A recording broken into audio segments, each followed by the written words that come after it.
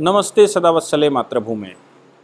आज हम लोग एक विशेष विषय पर चर्चा करने वाले हैं और वो विषय है कि हमारे ही देश के अंदर दो राज्यों में आपस में युद्ध की स्थिति बन गई और एक राज्य ने दूसरे राज्य के पुलिस के 5 जवानों को मृत्यु के घाट उतार दिया। 20 से 21 लोग इसमें घायल हुए। आप सोच सकते हैं कि क्या इंटरनेशनल बॉर्डर इशू था। इंटरनेशनल बॉर्डर इशू होता है तो समझ में आता है कि भाई हमारे दूसरे देश की सेनाएं लगी हुई हैं, दूसरा देश हमारे देश में घुसने का प्रयास कर रहा है, इसलिए हमने साहब वो रोकना मेरा कर्तव्य था। लेकिन हमारे एक ही देश में जहाँ एक नागरिकता हो पूरे देश में, जहाँ एक तरह की व्यवस्था हो और कोई भी राज्य अपने आप को सॉवरेन इंडिपेंडेंट घोषित नहीं कर सकता या सोच नहीं सकता। यहाँ तक कि केंद्र सरकार को इन मामलों में यहाँ तक जिन मामलों में यहाँ तक पावर हो कि केंद्र सरकार एक राज्य के दो राज्य, दो राज्यों के एक राज्य, कई राज्यों से मिलाकर नया राज्य बनाने का अधिकार रखती हो आर्टिकल 3 में, और वो एक्सक्लूसिव राइट हो। तो फिर क्या कोई राज्य मिजोरम राज्य जो मात्र 21,000 स्क्वायर किलोमीटर का क्षेत्र है, वो 21,000 स्क्वायर किलोमीटर का क्षेत्र की पुलिस या वहाँ की जनता, मैं मान सकता हूं कि दूसरे बॉर्डर के इश्यूज रहते हैं और बॉर्डर स्टेट के बॉर्डर्स में रहते हैं, एक राज्य के लोग दूसरे राज्य में घुस जाते हैं, एक राज्य की पुलिस दूसरे राज्य की पुलिस में कभी कभी घुस जाती है, क्योंकि बिल्कुल बॉर्डर टाइट सेपरेशन नहीं होता, क्योंकि वहाँ पर दीवारें नहीं खड़ी होती, दीवारें केवल बॉर्डर पर खड़ी होती हैं, बारबेट बायर नहीं खड़े होते हैं, वहाँ कोई बाउंड्रीज नहीं बनी होती। एक जानने में बाउंड्री होती है कि भाई इस नदी के इधर आप हैं, इस नदी के इधर हम हैं, या इस फॉरेस्ट के उधर आप हैं, इस रिजर्व के इधर हम हैं। ऐसा कुछ डिसाइड कर देती है केंद्र सरकार कि भाई ये दो राज्य हैं, इन दो राज्यों की बाउंड्री इस नहर से इधर और उधर पड़ती है या इस फॉरेस्ट से इधर उधर पड़ती है।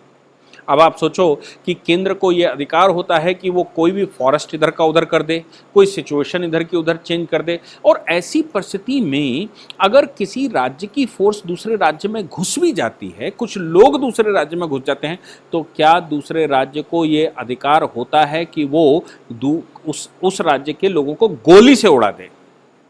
मना कर सकते हैं, केंद्र को शिकायत कर सकते हैं, होम मिनिस्ट्री को शिकायत कर सकते हैं, गवर्नर्स को शिकायत कर सकते हैं, प्रेसिडेंट को शिकायत कर सकते हैं, ये सब कुछ तो समझ में आता है। लेकिन गोली मार देना ये एक गंभीर विषय है, और इस गंभीर विषय की तह में जाने की आवश्यकता पड़ती है कि पूर्ववत 1947 के बाद जो कांग्रेस शासित सरकारें बैठी, यानी कि कांग्रेस की सरकारें बैठी, वो सरकारें क्या करती रही और उन्होंने कानूनी रूप से क्या झोल छोड़े, उन्होंने कानूनी रूप से क्या लोगों को स्वप्न दिखाए, ये सब कुछ अगर आपको पता लगेगा तो पता लग जाएगा कि वो देश जोड़ने का नहीं, देश तोड़ने का काम करते थे। हम लोगों को मिजोरम के इतिहास को जानने की आवश्यकता यहाँ पर पड़ती है। मिजोरम यानी कि जिसकी राजधानी आइजोल है, मात्र 21,000 स्क्वायर किलोमीटर का क्षेत्र है। दो शब्दों से मिलकर मिजोरम बना है, मेजो प्लस राम, जिसको मिजोराम कहते हैं। अब आप सोचो कि मेजो प्लस राम जिसके नाम में जुड़ा हो, लेकिन वहाँ के लोगों ने उसका इंटरप्रिटेशन करते हुए कहा कि हमारे यहाँ राम का मतलब लैंड से है, ज़मीन से है, और चूंकि राम का मतलब ज़मीन से है इसलिए मेजो की ज़मीन। लेकिन हमारे देश में राम की परिभाषा तो पूरे संसार में एक ही है, कोई दूसरी परिभाषा राम की नहीं होती। हालांकि आजकल लोगों ने रैम एक परिभाषा निकाली है, लेकिन राम की परिभाषा एक ही। खैर, मिजोरम कभी कोई राज्य नहीं रहा। छोटे छोटे कबीले, लगभग 400 या 400 से ऊपर छोटे सैक्ट कबीलों का एक क्षेत्र जिसमें एक तरह की व्यवस्था चलती थी, और उस क्षेत्र को बहुत पहले नहीं, 1986 में एक राज्य का दर्जा मिला। 1972 में वो केंद्र शासित प्रदेश बना, और 1986 में वो पार्लियामेंट ने 53rd अमेंडमेंट के द्वारा उसको एक राज्य घोषित किया।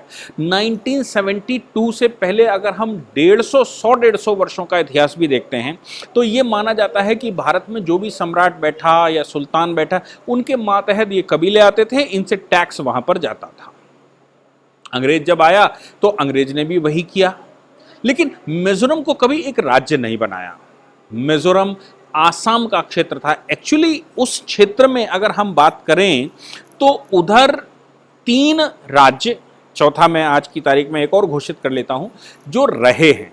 एक वर्मा जो आज का म्यांमार है, दूसरा त्रिपुरा, आसाम और मणिपुर, ये उधर के राज्य थे। इसके अलावा अगर इधर चले आते हैं तो बांग्ला आ जाता है, असम से लगा हुआ बांग्ला।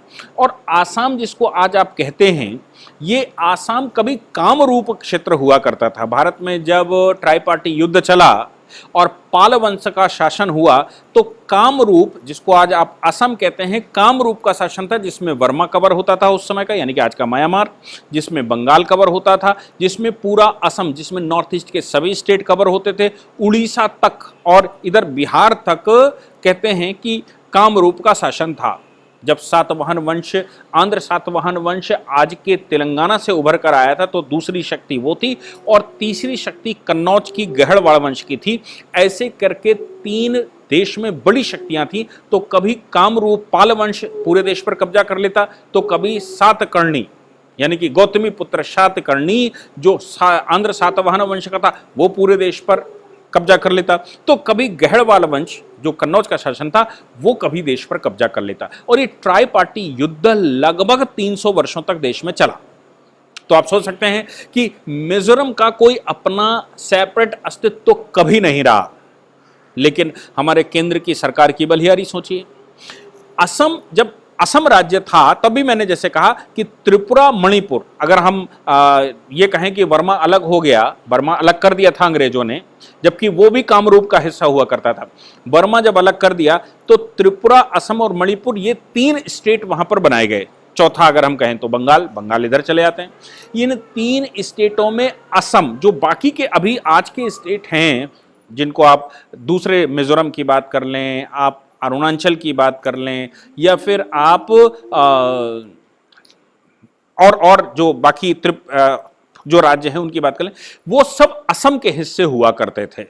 असम को 1972 में केंद्र सरकार ने तोड़ा और तोड़कर और राज्य बनाए, जिसमें एक यूनियन टेरिटरी के रूप में मिजोरम बनाया। और ये कहा कि ये मिजोरम लैंग्वेज आधारित है, मिजो एक भाषा है, उस भाषा को बोलने वाले लोग जिस एरिया में रहते हैं वो ये क्षेत्र है, ऐसा घोषणा की गई।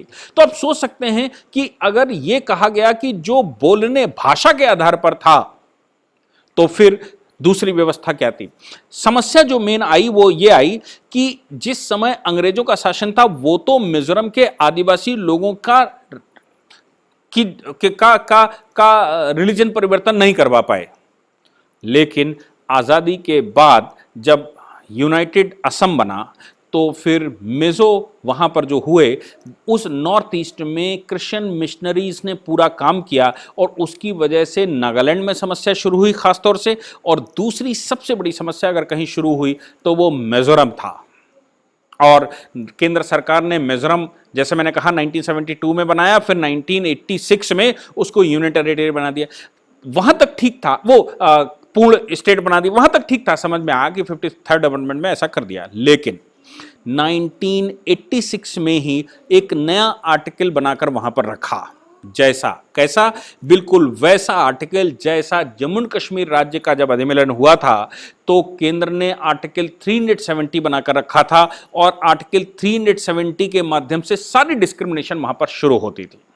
अब जब असम से मिजोरम अलग बना ही दिया था, आपने अरुणाचल अलग कर दिया था, जब आपने और राज्य बना दिए थे, तो आप मुझे बता दीजिए कि क्या कारण था कि आपको आर्टिकल 371 कैपिटल जी अलग से बनाने की जरूरत पड़ गई और वो स्पेशल प्रोविजन बनाया। और इस मैं आर्टिकल 370 की बात करूं तो उसमें तो लिखा था टेम्परेरी है, temporary provision for the state of Jammu and Kashmir. लेकिन वो कोई परिस्थिति रही होगी क्योंकि पाकिस्तान ने हमला कर दिया था, स्टेट में बहुत सारी समस्याएं थीं, राजा हरी सिंह को चारों ओर से घेर लिया गया था, बहुत कुछ समस्याएं थीं। लेकिन आर्टिकल 371 कैपिटल जी बनाते समय आपके सामने कोई समस्या नहीं थी। और मजे की बात यह है कि आर्टिकल 371 जी जब आपने बनाया तो उसको कहा एक मिजो एकॉर्ड हुआ। मिजो एकॉर्ड आज की जो मिजोरम की मिजो नेशनल फ्रंट है एनएम जो जो इस समय भी शासन कर रहा है, मिजो नेशनल फ्रंट के नाम से, कि भाई वो डिमांड कर रहे थे और वो कह रहे थे कि एक मिजो राज्य बनाया जाए भाषा के आधार पर, और हमने साहब वो बनाकर दे दिया और हमने उनको प्रोटेक्शन के लिए एक आर्टिकल बना दिया। उस आर्टिकल में कहा गया कि no act of parliament in respect of religious और social practices of Mizoram, Mizo customary laws, administrative and civil, criminal justice. आप सोच सकते हैं कि हमारे देश में जम्मू कश्मीर और ऐसे राज्यों में क्रिमिनल जस्टिस भी मिजोरम के हाथ में दे दी गई। Ownership and transfer of land, और ownership and transfer of land का तो बड़ा भारी खेल था कि ओनरशिप, वहां कुछ छोटे छोटे कबीलों के सरदार हुआ करते थे जिनको राजा कहा गया था, लैंड उनकी हो गई और ये कहा गया कि लैंड उन्हीं की रहेगी। नॉर्थ ईस्ट में आज भी अगर सबसे बड़ी समस्या है तो ये छोटे छोटे राजा जिनको केंद्र सरकार ने उस समय रिकॉग्नाइज किया हुआ था और ये आर्टिकल्स बनाकर दिए हुए थे, वो राजाओं से समस्या नहीं है। हमारे देश में राजा, महाराजा और राजा दो कैटेगरी हमने रखी, तीसरी कैटेगरी हमने माहलदार की रखी थी, चौथे कैटेगरी हमने जमींदार की रखी थी या सामंत की रखी थी। महाराजाओं की बात करें तो वो 562 रियासतें थी। इसके अलावा जो प्रोविंशियल स्टेट था, मैं आपको बताऊं कि हमारे देश में दो तरह की व्यवस्था थी। एक व्यवस्था में अगर मैं कहूं कि ब्रिटिश इंडिया था जो अंग्रेजों ने सीधा जीत कर रखा था, जिसको सीडी टेरिटरी कहा करते थे। सीडी टेरिटरी जैसे आज का उत्तर प्रदेश, उत्तर प्रदेश में दो प्रोविंस, जहां पर शब्द प्रोविंस इस्तेमाल हुआ है तो आप समझ लीजिए कि वो पूर्ण रूप से अंग्रेजों के द्वारा जीता हुआ क्षेत्र था। उसमें कोई राजे महाराजे नहीं रहे, और अगर राजाओं को कोई स्टेट दी भी गई, कोई जगह दी भी गई तो उन राजाओं को केवल व्यवस्था के पर्पस से अपने एम्प्लॉय के नाते, अपना एम्प्लॉय बनाकर वहां पर रखा गया और उसके अलावा कुछ नहीं। लेकिन 562 रियासतों की जब बात करते हैं उनमें भी तो हमने छोटी छोटी रियासतों के मिलाकर कुछ यूनाइटेड स्टेट्स बनाए थे, जैसे United state of Punjab and Patiala बनाया था, यूनाइटेड स्टेट ऑफ राजस्थान बनाए थे, यूनाइटेड स्टेट्स ऑफ मध्य भारत बनाए थे। ऐसे हमने कुछ छोटे छोटे जो राज्य थे उनके स्टेट्स बनाए थे, केवल उनमें जहां पर ब्रिटिश इंडिया का सीधा दखल नहीं था, ब्रिटिश इंडिया केवल कर वसूला करता था और वहां वॉइस रॉय काम करता था। जबकि जो ब्रिटिश इंडिया का पार्ट है उसमें गवर्नर जनरल कम वॉइसरॉय दोनों होते थे, और जो ब्रिटिश इंडिया का पार्ट नहीं था, प्रिंसली स्टेट थे, वहां पर केवल वॉइसरॉय के नाते गवर्नर जनरल काम करता था। वहां का गवर्नर जनरल नहीं था, वो वॉइसरॉय था वहां का केवल। जैसे मैं अगर उत्तर प्रदेश की बात करूं, और आजकल बड़ा एक विषय भी चल रहा है उत्तर प्रदेश में, वो विषय चल रहा है कि अलीगढ़ के राजा रहे कभी, जिनको तथाकथित राजा कहा गया, वो कभी राजा नहीं थे और रहे होंगे, वो सिंधिया परिवार के तहत कभी सामंत रहे होंगे, तो लोग जनरली उनको राजा ही कहा करते थे। जिनकी चर्चाएं अक्सर बहुत ज्यादा हुआ करती थी, राजा महेंद्र प्रताप। लेकिन जब 1803 में अंग्रेजों ने वो टेरिटरी सीड कर ली मतलब ओनरशिप अंग्रेजों में रह गई, तो फिर राजा महेंद्र प्रताप अब केवल एक सामंत रह गए, महलदार रह गए, जो कर वसूल करके केंद्र सरकार को देंगे, इसके अतिरिक्त कुछ नहीं। ऐसे ही राजा महमूदाबाद का भी एक प्रकरण सीतापुर में रहा। बाद में वहां एडमिनिस्ट्रेटिव मशीनरी ने राजा महबूबाबाद, बहुत पुरानी बात नहीं, अभी 8-10 साल के अंदर ही, 15 साल के अंदर, वो राजा महबूबाबाद भी वैसे ही जैसे राजा महेंद्र प्रताप हुआ करते थे वैसे उनकी प्रॉपर्टी भी उनके पास थी। बाद में उस प्रॉपर्टी पर जमींदारी एवोल्यूशन लागू कर दिया और लागू करके वो प्रॉपर्टी पूरी ले ली, और राजा महमूदाबाद कोर्ट भी गए, लेकिन वो केस हार गए क्योंकि वो राजा नहीं थे, क्योंकि वो प्रोविंशियल मामला था। ऐसे ही जब अंग्रेजों ने मिजोरम पर कब्जा कर लिया, अंग्रेजों ने असम पर कब्जा कर लिया, यानी कि अब वो ब्रिटिश इंडिया बन गया असम, तो फिर कहां से किस पर्पस से वो राजा वहां पर जीवित रह जाते हैं। लेकिन केंद्र की बलियारी है कि राजा रिकॉग्नाइज कर दिए, और राजा 1986 में रिकॉग्नाइज करके 371 कैपिटल जी बना दिया, यानी कि वहां की जनता की कोई वैल्यू नहीं, लोगों के कोई फंडामेंटल राइट नहीं, जो जमीन जोत बोगा रहा था उसके फंडामेंटल राइट नहीं, उसके ऊपर एक महलदार या राजा बैठा दिया, और उस राजा ने वहां अपनी रियासत स्थापित करी। नॉर्थ ईस्ट की आज भी सबसे बड़ी अगर कोई समस्या है तो वो इस प्रकार के राजा हैं। 1986 में जब आपने ये 53rd अमेंडमेंट पास करके रखा तो मिजोरम की समस्या सॉल्व करने के बजाय आपने वहां पर एक समस्या दे दी। अब मिजो नेशनल फ्रंट क्या कहता है, ये जो अभी डिस्प्यूट हुआ, इस डिस्प्यूट का मेन कारण है मिजो नेशनल फ्रंट का झगड़ा। मिजो नेशनल फ्रंट जिस समय बना, उसका कहना है कि हमने भाई ये किसी उद्देश्य के लिए बनाया था फ्रंट। इसका थोड़ा सा इतिहास अगर आप जानेंगे, क्योंकि जो वहां के मुख्यमंत्री हैं इस समय, वो मुख्यमंत्री अपने आप को भारत से अलग काउंट करने लगे हैं। उनको लगता है कि वो भारत के हिस्से नहीं, वो ऑटोनॉमस क्षेत्र हैं। जम्मू और कश्मीर को भी ऐसा कभी लगा था, वो मिजोरम को भी लगता है। इसीलिए उनके क्षेत्र में अगर असम के लोग घुस गए, मैं मानता हूं कि हो सकता है असम के लोग घुस गए, तो उन्होंने सीधी गोली चला दी, ये सोचकर कि ये मेरा इंटरनेशनल बॉर्डर है। MNF, मिजो नेशनल फ्रंट, जिसकी स्थापना 1959 में हुई, और 1959 में स्थापना का मुख्य कारण था कि वहां पर कुछ फेमिन आया हुआ था, इसलिए उस समय इसका नाम मिजो नेशनल फेमिन फ्रंट हुआ करता था। लेकिन फेमिन की समस्या सॉल्व हो गई, तो जब ये और बड़ी पार्टी बन गई, तो 1966 में इसने कहा कि हमें भाई आजादी चाहिए। ये आजादी की तरफ बढ़ गए और इन्होंने कहना शुरू कर दिया कि हमें भारत से आजादी चाहिए। केंद्र की सरकार ने भारत से आजादी देने के लिए एक रास्ता प्रशस्त कर दिया और उस रास्ते में मिजो अकॉर्ड कर लिया। मिजो अकॉर्ड के तहत उसको असम से अलग यूनियन टेरिटरी बना दिया, और 1972 में 1966 का अकॉर्ड हुआ, 1972 में यूनियन टेरिटरी बना दिया, और फिर जैसे मैंने कहा 1986 में उसको पूर्ण राज्य बना दिया। अब ये जो मिजो नेशनल फ्रंट है, मिजो नेशनल फेमिन फ्रंट है, इसने अपना नया नाम रखा मिजो नेशनल फ्रंट। और मिजो नेशनल फ्रंट ने ये घोषणा की कि भाई हमारा तो हमने जो अकॉर्ड किया है वो towards the independency from government of India, या भारत से मैं स्वतंत्र होना चाहता हूं। ये भारत सरकार ने भी उनको रिकॉग्नाइज कर दिया। और मजे की बात यह है कि मेजो डे, मिजोरम का जो 21,000 किलोमीटर का, इसकी 21,000 किलोमीटर आप समझ सकते हैं, डिस्ट्रिक्ट से भी छोटा है। उत्तर प्रदेश के डिस्ट्रिक्ट भी बहुत बड़े हैं, 21,000 किलोमीटर के बहुत छोटे डिस्ट्रिक्ट होंगे जिनको 21,000 किलोमीटर का दर्जा मिला होगा। तो 21,000 स्क्वायर किलोमीटर का क्षेत्र, और वो अपने आप को ये कहे कि मैं तो सॉवरेन हूं। और सॉवरेंटी कहां से सिद्ध, मतलब उनकी ये जो दूषित मानसिकता है वो सिद्ध कहां से होती है। अभी आपने सुना होगा कि म्यांमार से एक विवाद चला, म्यांमार में सैनिक शासन बैठा, तो उसने म्यांमार में आजादी मांगने वालों के ऊपर बॉम्ब डालने शुरू कर दिए।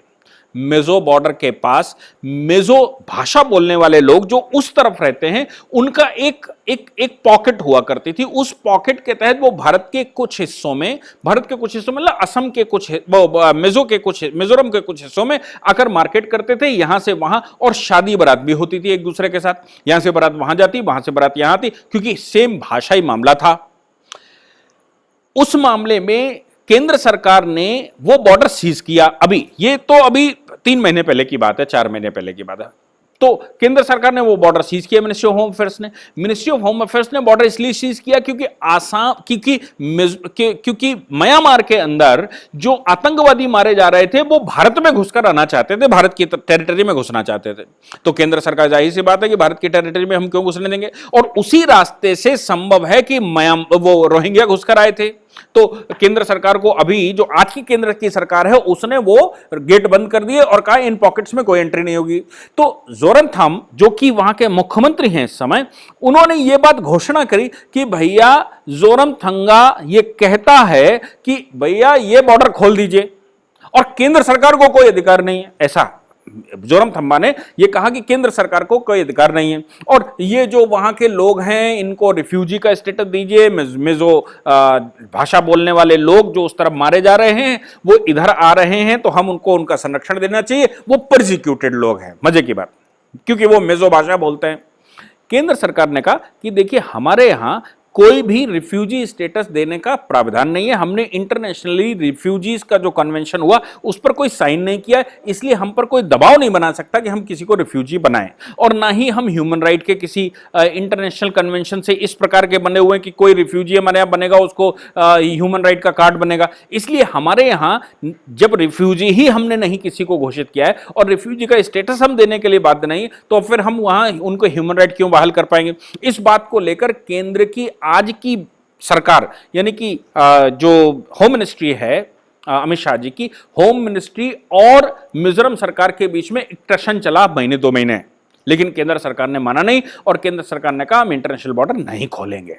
तो आप सोच सकते हैं कि जोरमथंगा जब ये कह सकते हैं कि वो जो उस साइड में लोग हैं वो हमारी भाषा बोलने वाले लोग हैं, इसलिए साहब वो हमारे हैं और हम उनको संरक्षण देंगे, जबकि भाई आप तो एक छोटे से राज्य और वो भी 1986 में बने।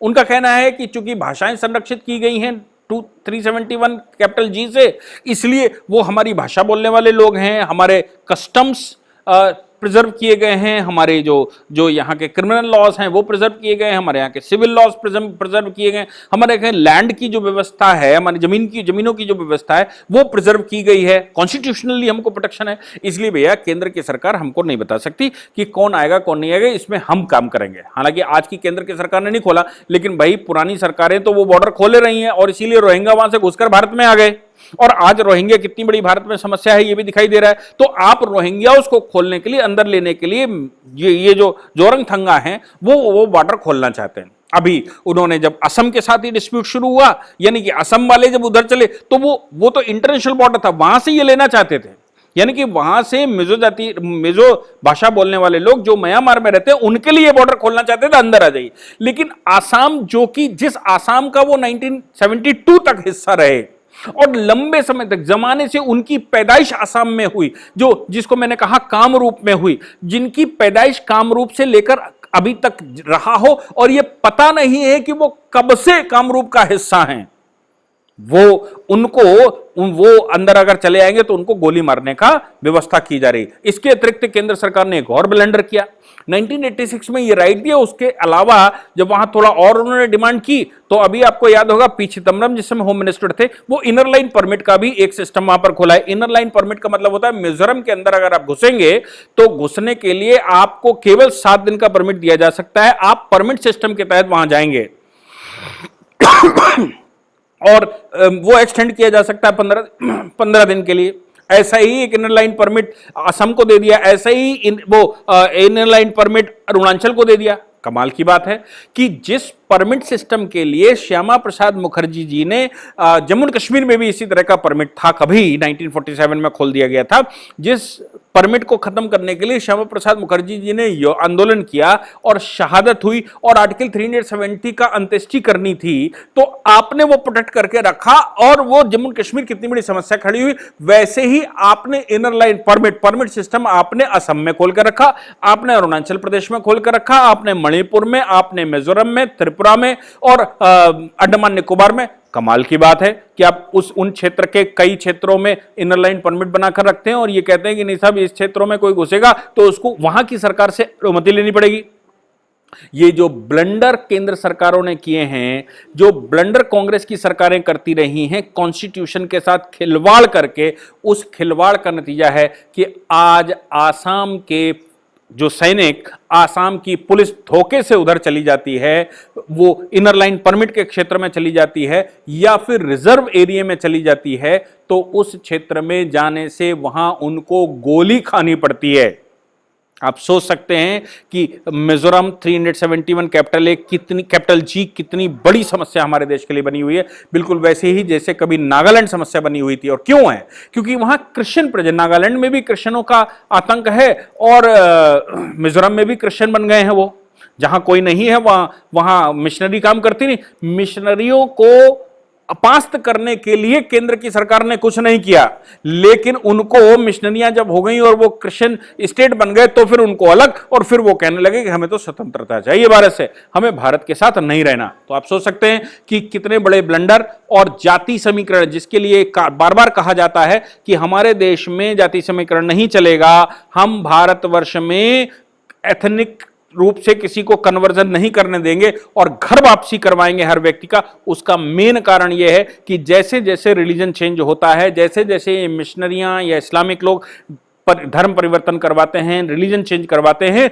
वैसे वैसे लोग ये सोचना शुरू कर देते हैं हम तो हिंदू नहीं, इसलिए हम इस क्षेत्र का, हमारा कोई रिस्पॉन्सिबिलिटी नहीं, और ये माता भारत माता मेरी नहीं, मुझे एक भूमि का टुकड़ा अलग दे दीजिए जिसको हम अपनी मां बनाएंगे, और फिर बाद में किसी के हाथ गुलाम हो जाएंगे। ये तकरीर भारत में चलती है। अभी भगवा ध्वज फाड़ने का प्रकरण आपको राजस्थान में मिला और मीणा समाज के कुछ 1% लोगों ने कह दिया कि हम हिंदू नहीं हैं। ऐसा ही मैं भोपाल में गया था, तो भोपाल में एक कॉलेज में मेरा लेक्चर था सीएए के दौरान, उस कॉलेज का एक बच्चा खड़ा हुआ कि भाई आप सीएए का ठीक है, आप मेरे ऊपर क्यों थोप रहे हैं, हम तो हिंदू नहीं है। हमने कौन है? बोले हम तो आदिवासी हैं। तो हमने कहा भारत की जो हिंदू की परिभाषा है उस परिभाषा में तो आदिवासी आता है, उस परिभाषा में कोई ऐसी परिभाषा नहीं है कि कौन आता कौन नहीं आता। उस परिभाषा में यह कहा गया जो अपने आप को मुसलमान नहीं कहता, जो अपने आप को क्रिश्चियन नहीं कहता, जो अपने आप को यहूदी नहीं कहता, जो अपने आप को पारसी नहीं कहता, वो हिंदू है। आप हिंदू लॉ पढ़कर देख लीजिए, उसकी परिभाषा हिंदू लॉ की है। लेकिन उसी में आदिवासियों को प्रोटेक्शन चूंकि केंद्र सरकार ने दे दिया था, इसलिए आदिवासियों को वहीं से 1956 से ही ये फीलिंग आनी शुरू हो गई थी और ये फीलिंग सबसे बड़ी समस्या बनती जा रही है।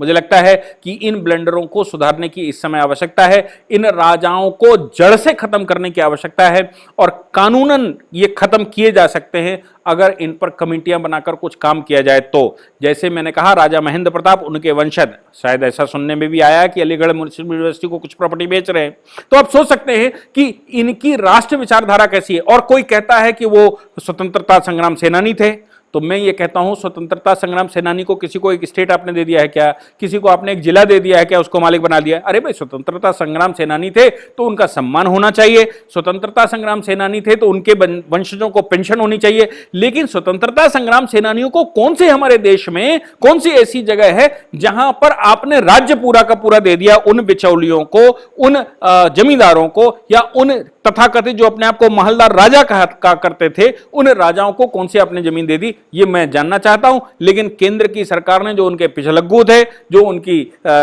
चापलूसी करते थे उस समय कांग्रेस की, उनको उन्होंने वो प्रॉपर्टियां दे दी थी, जो आज नॉर्थ ईस्ट में भी समस्या बनी हुई है, आज उत्तर प्रदेश के कई एक जिलों में ये समस्या बनी हुई है और मुझे लगता है कि पूरे देश में कहीं ना कहीं इस तरह की समस्याएं बनी हुई हैं। लगातार ज्यादातर स्टेटों ने उसको खत्म कर दिया, लेकिन अभी भी कुछ राज्यों में ये समस्याएं हैं और आर्टिकल से प्रोटेक्शन करने वाले नॉर्थ ईस्ट के स्टेट, उनमें तो बहुत ज्यादा समस्याएं हैं। मुझे लगता है इनको अभी सॉल्व करने की आवश्यकता इस समय पड़ती है। Thank you very much.